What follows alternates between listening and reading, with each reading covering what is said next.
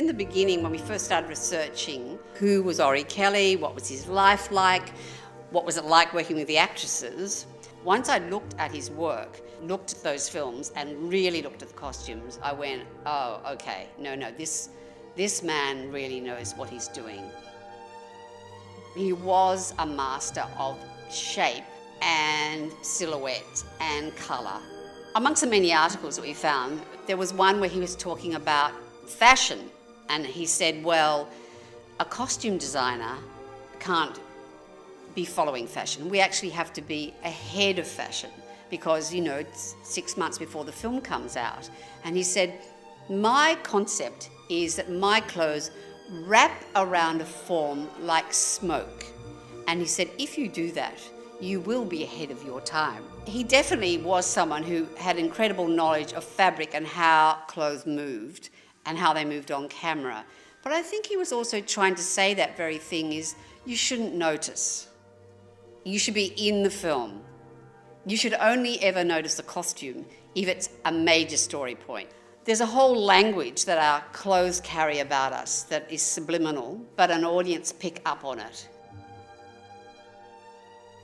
I think the key to Orry was because in the beginning he wanted to be an actor and he loved theatre and the stage and storytelling. He always saw the costume from a story point of view and from the actor's point of view.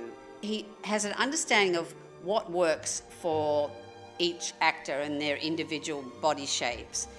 My favourite costume in the exhibition would have to be Natalie's orange dress. Larry, the costume collector who owns it, he explained that Natalie, who had to play the greatest stripper of all time, was actually 5'2", quite boyish, quite flat-chested.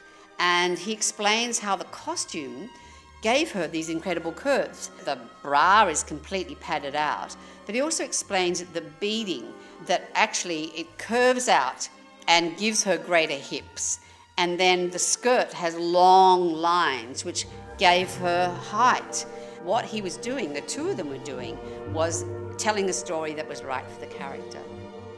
I think for me that the exhibition here is such a wonderful finish. It's like all the pieces have come together.